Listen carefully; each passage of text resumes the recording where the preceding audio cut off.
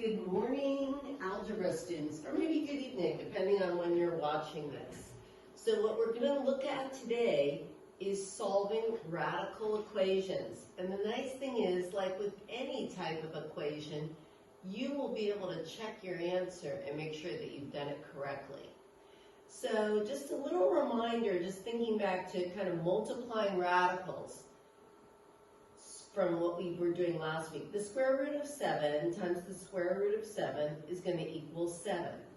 And it's okay if you kind of think about that in two steps, right? The square root of 7 times the square root of 7 equals the square root of 49, which is 7. And similarly, okay, to square root of 7 times square root of 7 equals 7, the square root of x times the square root of x is going to equal x. So, and you can think about that kind of in-between step, but you really do not have to, okay? Because if I've got the square root of something times itself, it's going to give you what was under the radical, the radicand.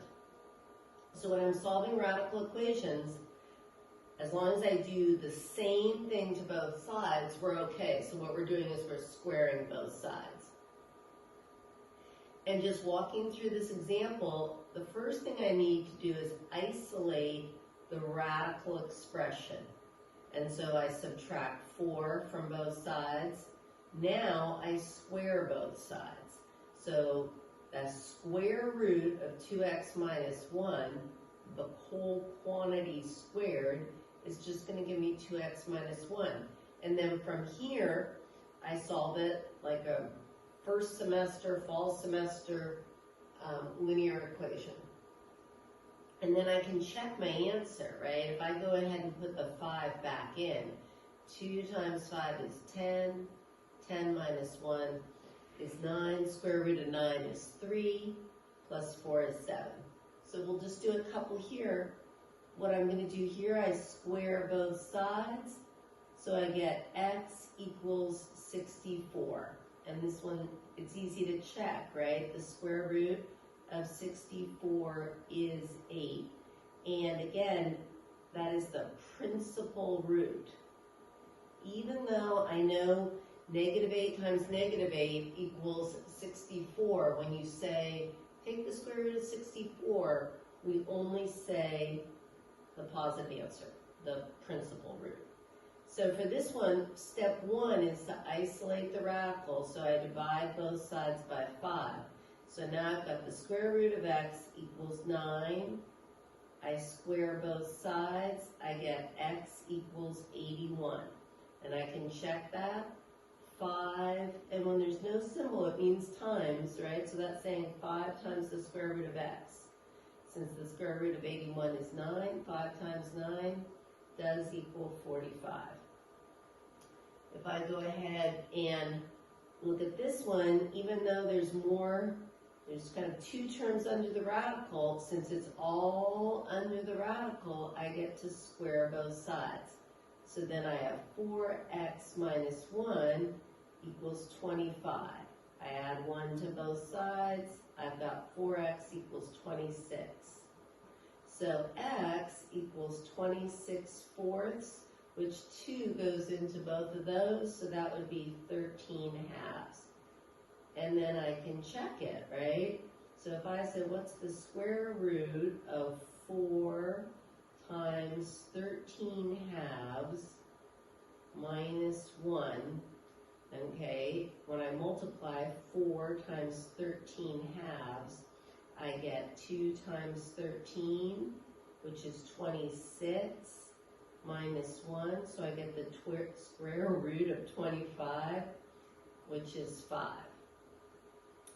So again, if I do this one, I've got to isolate the radical part. So the first thing I do is add 1 to both sides. Now I've got 4 times the square root of 2x equals 24. I divide both sides by 4, and I get the square root of 2x equals 6.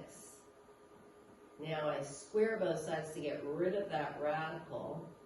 6 times 6 is 36. So x equals 18. And again, if I put this back in, 2 times 18 is 36. The square root of 36 is 6. 4 times 6 is 24. And if I add the -1, I'll get 23. So you want to finish the front of this sheet.